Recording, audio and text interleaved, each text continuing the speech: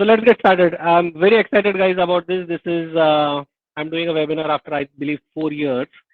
So myself, I'm Sanju Burkule. Before this, I had started one more startup, which was OPEX Software, which grew extremely fast. Contacted many people in US, UK, as well as Frankfurt, not the entire Germany, but just Frankfurt. And we were able to grow our company to very large, uh, more than double-digit, multi-million dollar sales. And we had automated our sales processes. And those are some of the things that I'm going to share today. Hope this is useful for you also, and hope it can help you to grow as fast as we could.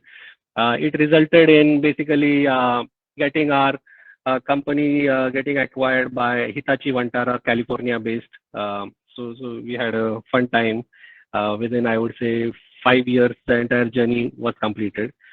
And that's the background. That's the reason we started 7 Targets. So I'm going to now jump directly into what we had seen. So when you're running campaigns, why do some campaigns work and some others don't? That is the main thing we are going to look at on what exactly we had done. So in the sales process, the main mind map that is present is basically whether I should use LinkedIn or email, or whether I should use many different kinds of ads. So as far as B2B work was concerned, this is mainly for B2B sales. We have been quite successful, and I'm going to show you how we are running those campaigns. The first important thing, when we are getting into monthly sales review meetings, when we are getting into quarterly business review meetings, we come out with multiple different action items in sales. Let's do this. Let's try selling these products. Let's try selling this service. Let's look at the arrow, marketing arrow, and this should help us improve 15% sales. This should help us improve 35% sales. So there are multiple different things that come out of sales meetings or brainstorming meetings.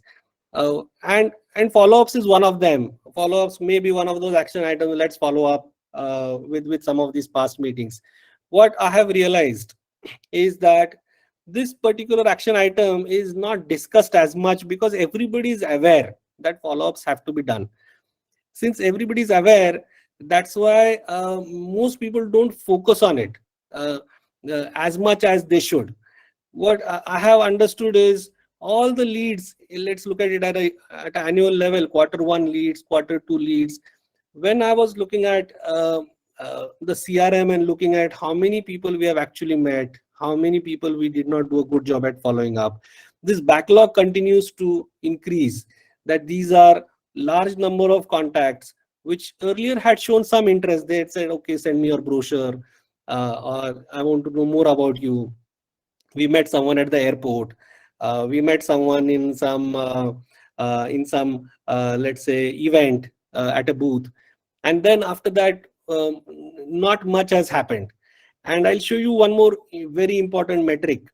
This is from National Sales Executive Association. Okay, here what you will see, these are the numbers. 48% of salespeople, they never follow up. Okay, there may be many other action items that come out from sales meetings, but this one action item, if this one action item is done properly, you will see a real difference in the amount of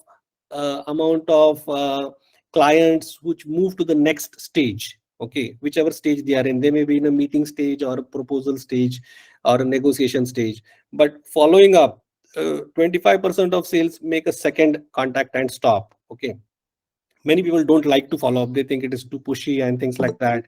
Because of that, you will see many people stay away from follow-ups. But this is the stats from, this is a very well-known US agency, National Sales Executive Association, and this is directly from that. So you can imagine what can happen if you do good quality follow-ups. And I'll share some examples also. So one of the companies, 15-year-old company, a very established company, they're exporting pharmaceuticals to 90 different countries. Okay, they have 8 people doing all. They get more than 5 inquiries on their website on a daily basis. When they send a quotation back to the person who is asking for, let's say, 6 ton paracetamol, they send a quotation. and then the follow-ups are very poor. They have 8 focused people only for following up. When they did a very good quality follow-up, like some of the processes that we shared with them, they got more than 68%, 68% extra responses going to the final stages of sales. So we have, even in trade shows, you might see a lot of people sharing their visiting card, and after that, you will see not much happens because very few people immediately follow up. If you follow up too late, also that's also an issue. So this is what I would say is uh, very important, which most of the people miss. Then the second thing in the follow-up, how exactly that has to be done. When we start the campaigns, what people do is they look for email copies. So they would search on Google and they would say, okay, let me find out top 5 different kinds of email templates, and they would generally copy paste. These are my features. They're showing the capability of the company. Capability is generally what you will see. uh, uh, and here also, even for HubSpot, you can look at all HubSpot related email templates. You'll see that it is all about capabilities. And what we have noticed is uh, you need a sequence of emails. Okay, one email generally doesn't work. You have to basically think about it as an email sequence, not an email copy. One email copy, in today's world at least, I have not seen getting good results, because then there is subject line and there are many different things on how to write good subject lines. Not one subject line works for more than 8% of people, so you have to figure out different things there. So uh, so when you have an email sequence, and I'll show you an example of that, it really helps. Okay. uh, this is again from different data, working with hundreds of different customers for past few years. Mm, Most of the people spend time in collecting data itself, and then if a campaign doesn't work, they focus on, okay, it may be spamming, let's create multiple domains. Very few people focus on content in the email. Very few people. And this brings me to my second very critical point, which is, whoever is opening the emails, how do we write that particular content? Okay. Uh, when you're focusing on content, you have to choose different industries. On your website, you will have all the companies you guys are industries you're focusing on: manufacturing industry, hospitals, uh, and different industries, right? Whichever title you're focusing within that industry is one thing. And then the right geographies. Okay, US, UK, Australia, how to look into that. And then this is what I mean by a sequence of emails. Now, many people are familiar with drip campaigns. Okay. Uh, Here they are slightly different, in which the content on, when you're writing follow-ups or when you're writing the sequences, are you providing local success stories in this particular geography or not? Okay. So to give an example, currently we have more than 40% customers of ours who are in the recruitment industry. And I tried many different segments: India, UK, US, Canada. And I saw that UK was giving me the highest response rate. Now in UK, when we were focusing on the uh, founders of recruitment companies, essentially what we did is we gave local success stories from within London. We named the assistant also locally, like Emma, Margaret, Adam. So this is how, within the geography, if I had my salespeople, a virtual person over there, and if he was meeting that person, what story would he tell a particular person with this title? So this is how I think. And if you look at, in contrast, now this sounds very common sense, but when you look at all the emails that generally get copied, here you will not see who are you speaking to. It will generally be just features, capability metrics. It will generally not have even the success stories. Local success stories is the next level, but success stories also, some people add it, but they don't look at who they are targeting. So what we are saying over here is, focus on the not only the geography, but also the exact industry. Within UK, we also sell to solar industry for the green related companies. So there we have a different intro email, a different follow up, a different local story. Okay. First of all, I would not recommend HTML emails. They are good for branding, but if you want responses, then HTML is not my way to really proceed forward. As soon as you see a HTML email, you know that it was not written only for you, because it has all those colors and logos and a square, and then you may think that this is sent to thousands of people. So what when I think about it, I think, okay, I'm talking to so and so person in UK, and if I'm going to meet him face to face, what content would I share with him if I'm actually meeting him face to face? This is and whatever stories I would tell, if he's from a recruitment background, I will tell him, okay, here are the other stories I've done, and then share some stories within UK, because it has all those different guidelines. If I'm talking to a encryption or data related company, then GDPR guidelines becomes important. So local, if I'm talking to a Singapore client, then it becomes Singapore related data. So here it is very important. If you talk only about capabilities, then the first question comes, okay, have you sold to somebody similar like us? And that is the question you want to, that objection needs to be preempted. And can you directly preempt that and go to the next stage? Okay, this is the main thing we want to achieve. So so an example is, let's say you are targeting a chief information security officer. You write an intro, and let's say he's a CISO for medium hospital change, let's say 10 to 15 hospitals in a particular area.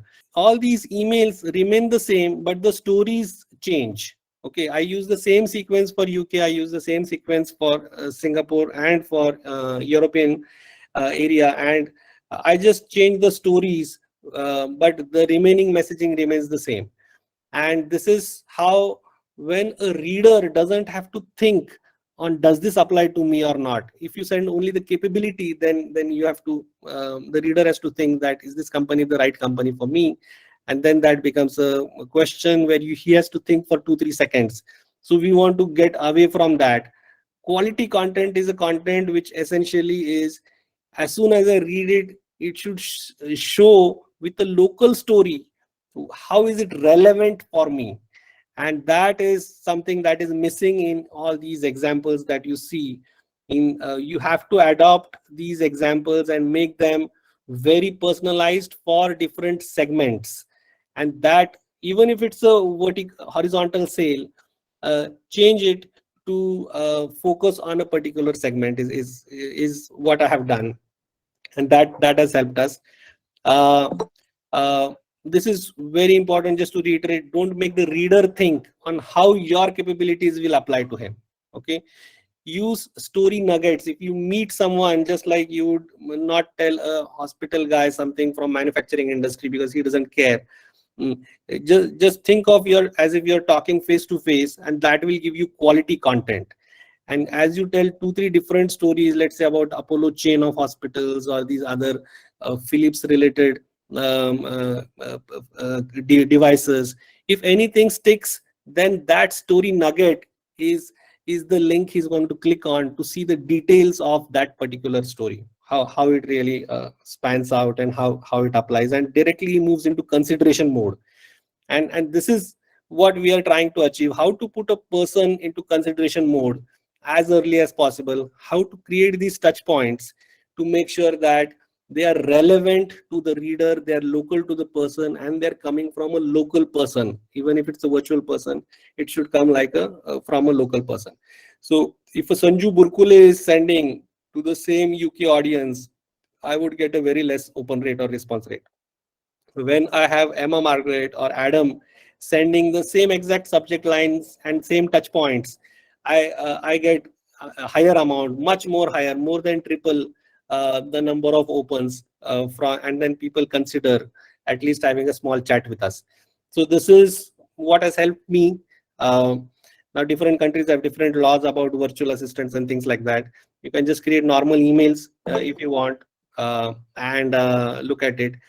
The last part, before I get into some, just to show you quickly how it has worked for us, is to use some software. See, something, these are all about processes. These earlier things I talked about, stories, and this is about processes and humans. This part over here, the last part is how to get notified immediately when someone clicks on a success story. Uh, this is very important because now you have created a localized success story. Somebody is clicking on it and interested on about it. As soon as the person clicks, we want a notification. So that notification will tell you when to call that person.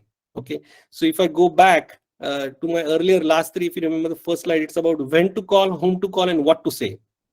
So let's say this is your brochure, for example. If this is your brochure, you have software solutions, you have infrastructure solutions, you have web solutions, right? And there are different pages explaining each of them. If the person is interested in, let's say, infrastructure solutions, how would you come to know that this is what he is interested in? And you should not waste your time in the call on web solutions. Okay, he has not even replied to your email. He has just clicked on your brochure or on your success story. You have to, how can you understand which pages he's interested in, where he's spending maximum amount of seconds? So that is essentially what we want to establish, figure out if there is a technology, and there are many companies they are doing that. I'll share with you one example here. So this is Doculence, and you can even test it. I can share this link on our existing meeting. If you guys want to open and check it out, you can. So I'm just sharing it with all over here.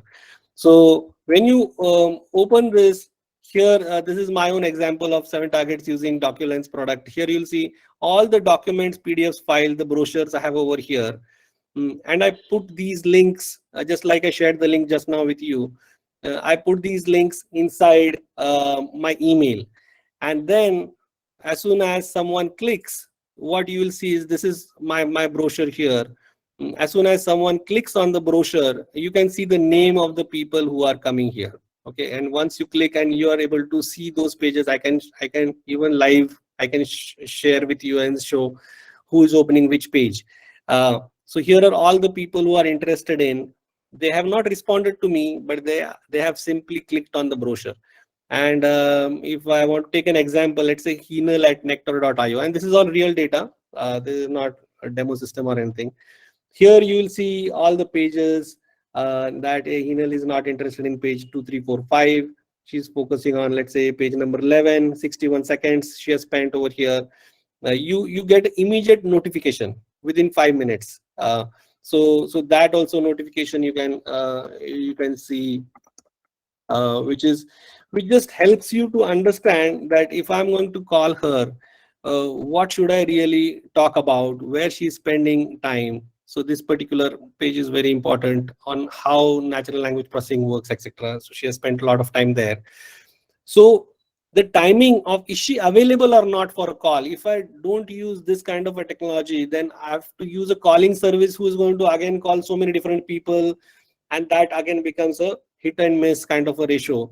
Here, if I go back to my very first, this particular thing, whom to call, that tool helps me because I get a click, immediate notification even on WhatsApp, then when to call, and then what to say. What to say is based on which pages the person is looking at. Then I focus only on those things. I don't focus on those other things which the person has not seen. So this is how it helps me to connect with people. Okay, so these are 3-4 small things which I wanted to share with you guys. And uh, and let me put this back on. Uh, so just making sure that follow-ups are very good quality. They have local success stories, and think about email sequences. Focus on the crispness of the content by focusing on the title and geography and local success stories, relevant audiences. And just to close it, what I wanted to share is, let's see if yeah, means we will share some of these links with you. We have partnership with Doculence also, so you can get about 2 months of free if you fill the form for Doculence. And you can check it out for yourself. And I can pay this is I gave you a couple of examples, but here is one more small video uh, which just showcases how different people are uh, what people are using, how they are using the emails, etc. Yeah, so I've been using 7 targets for the last 2 months. What is wonderful about it is that a lot of manual work being done by most of my team members has now reduced to almost 1/100th of what they were doing. And automatically we get to know which are the people that we should focus on. And we are not wasting our time only in sending mails and keeping a tag as to how many people opened it. So we are more focused in our approach towards connecting with our clients and meeting their requirements. Okay, so this is a quick one. There are multiple such experiences you can see. Uh, just to show you one of these tools, what we have and how we are using documents ourselves. We create all these different. So what Pawan was saying is that each area. So let's say I'm focusing on US. So I have Ashley and Jenny focusing on US, and then Ashley is focusing on IT services segment within US. Digital marketing within US is focused by Ashley. So like this, you have different sequences of emails for each person, like having multiple specialists in each of those areas. For edutech sector, a separate person. Like this, we create all these virtual people, and that makes the content very crisp, which is focused on that market in that segment. And then you can assign all these contacts, and they will get nurtured very effectively because they are getting local success stories. And this is what we call nurturing table. They get local success stories, and whoever is interested, we can show a separate demo and all that. But essentially with existing tools also you can achieve the same thing. You can just focus on uh, how you can make sure that each of those segments is classified, and emails are written in a crisp way such that the person doesn't have to think on how a particular technology applies to me. This is in a nutshell what I wanted to share. Okay, anybody having any questions? I've just zoomed through. Please feel free to ask. Hey Sanju, Yeah. let's hear. Yeah, hi. So one quick question, right? So you mentioned about the the loop that you were talking about, right? The intro email, then the follow up, then relevant stories, 1, 2, and then the long term nurturing, right? Correct. So I just wanted to understand, right? At the first intro email itself, right? If you get a no, right? The rejection, right? How does this loop carry forward? Yeah, so there today, if you get a rejection, then at least this software that we have created, it automatically stops sending new emails to that person because the person has said he's not interested. So there is a reader inside it. It will read the email and take decisions. No, Whether to send. yeah, exactly. Why my this question is because many a times we have seen that a couple of no's and then later on a yes does happen. Yeah, so you can so there are three different stages what generally people if they say no, there are 2 3 different ways in which they say no. One is stop sending me emails in a capital letter. That means you should not send them more emails. Somebody may say I'm not interested at this point. Okay, that is just put in a deactivated state so that you can again reach out to them. So these are all warm leads who are at least responding to you. These 80% people will not respond to you. You have to focus on those 20% and when to contact them. So that is the main thing here. And you should actually get into a re-follow up for everybody who's clicking on your links. Okay, and then or just saying no, you can still do a quarterly follow up. You can have a quarterly sequence over here. Different, so this is different sequences for different stages. You should automate. Okay, That's so answer. yeah, this is my WhatsApp number. Anybody having any questions? I know we are at 4:30, but just to show you just now I shared the link. Now I can tell you who all has clicked on it. I can share with you which pages they saw, correct? So Deep Patel, Fatima. If I click on Fatima here, Please WhatsApp number again, please. WhatsApp number again, please. yeah. My WhatsApp number is here 99234172113.